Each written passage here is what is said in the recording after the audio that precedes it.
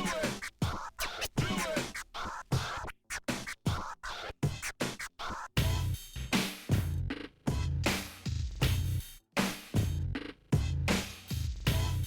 going on, everybody? This is Mechanics Garage coming at you today. We are working on a 2010 Chevy Malibu LT, and we're going to be doing the struts today. So we actually picked up our struts from AutoZone. We like going to AutoZone because they're a great partner of ours. They always get us some good deals and good prices.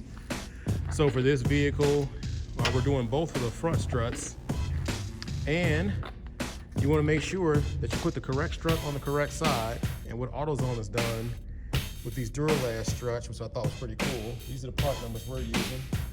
They actually put an L and an R.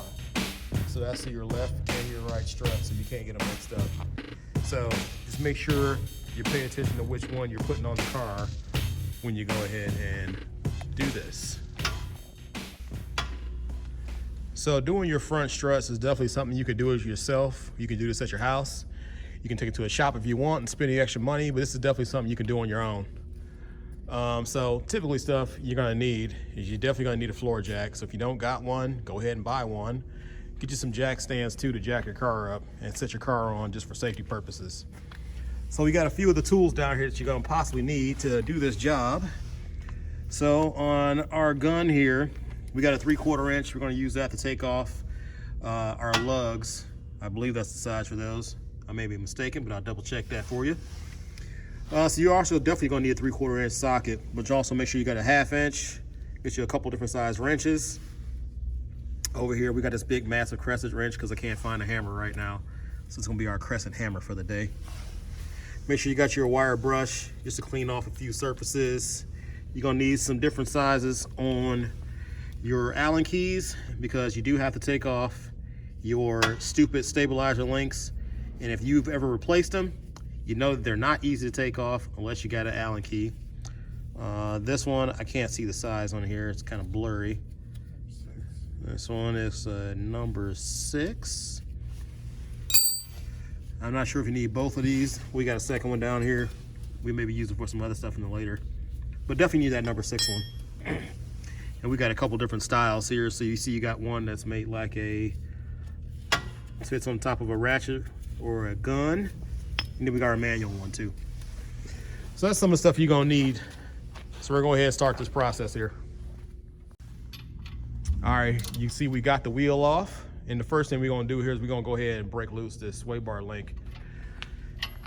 For you people that don't know what a sway bar link is, I don't wanna sound like an idiot talking to you, but it's this link right here that goes from the top of your strut down to your sway bar, which is down there at the bottom.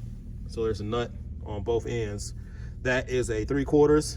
And as you see, this one's probably been changed before because in the middle of it, that's why we need that number 6 on the Allen key, because you got to put the Allen key in the middle. Otherwise, that thing gonna be turning and turning, and you're gonna be frustrated and never get it off. All right, guys, the stabilizer link has been removed. Next phase of the game is we need to get the strut bolts off. We've got 2 right here. Kind of see the bottom one here. It's a little bit dark in there. And then there's 3 bolts that you got on top that are right here. So these 2 at the bottom are going to use the 3/4. This is where your hammer is going to come into play also. So what you want to do is just back these out until they are kind of even with the end of this here bolt. And then you're going to use your hammer to tap it this way because it's got some splines that are going to be holding this bolt through the strut and through your spindle.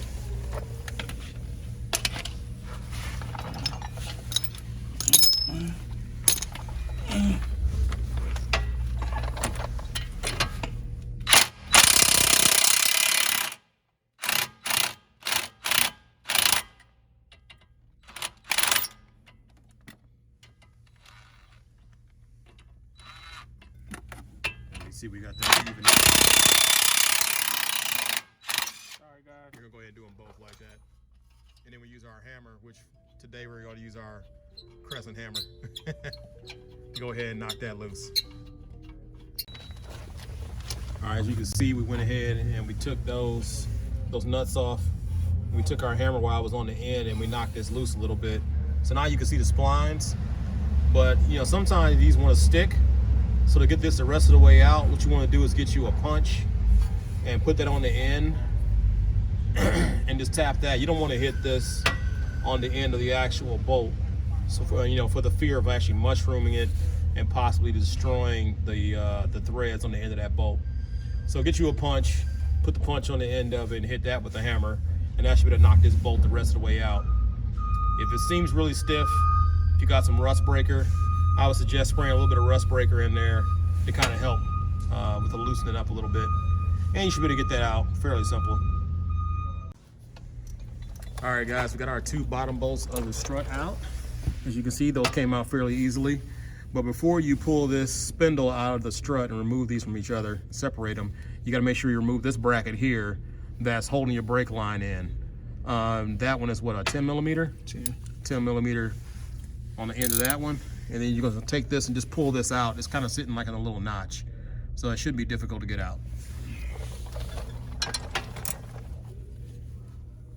All right, now we got our bracket up at the bottom and our 2 bolts. Now we got to remove these 3 from the top here. These you can use a 1/2 inch socket on those to get those loose. So as you're removing these 3 top ones on this driver's side, there's a ground wire here that's connected. You don't have to touch that, leave that alone. Also be aware, once you remove these top 3, if your strut is not still sitting in the pocket at the bottom where it was, you know, down here where the spindle is, it will drop right through the hole, so watch your toes.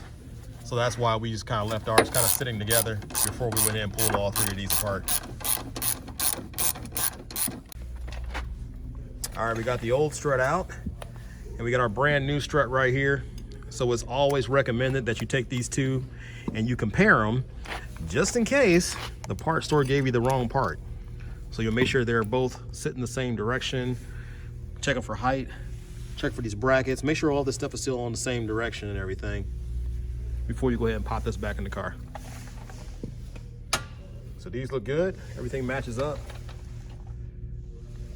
And we think these are the original GM struts based on the tag we saw on the bottom here. Yeah, that's an original GM part number. So yeah, these things haven't been changed since birth. So we're gonna go ahead and pop this new one in here. All right, so we fished our strut up through the top. Got those 3 in. We just got the nuts started on those. We gotta tighten them all the way down just yet. But one thing you'll notice is the orientation of the strut down here. It is not the way we need it to be. So as you can see where the tabs are, this thing needs to crank about 90 degrees in order to get this to line up with the spindle. So just be aware that sometimes they won't be clocked the way you need them to. But if you put something in there, like we're gonna use like an Allen key, you can use like a big screwdriver, and you might put a little bit of force on there. There you go. And you see that helps to turn that thing around the right direction so it's clocked like it needs to be. So just be aware of that. Just a little pro tip. So another pro tip we got here for your stabilizer links. So if you don't have any Allen keys, on the back of this stabilizer link back here, there's like a little lip.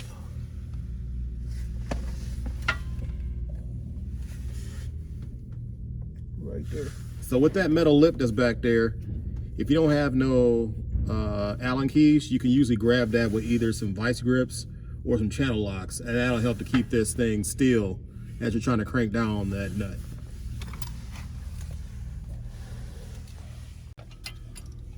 All right, so we're putting our 2 bolts back in for the strut. And don't forget this bracket right here. We forgot to mention that earlier, but that bracket is where your ABS sensor attaches to. So put that bracket back on first before you put those nuts back on, because that was what holds that in. So since it looks like our little piece broke for our ABS sensor, we may have to use a zip tie to reattach that so it's not hanging and dangling.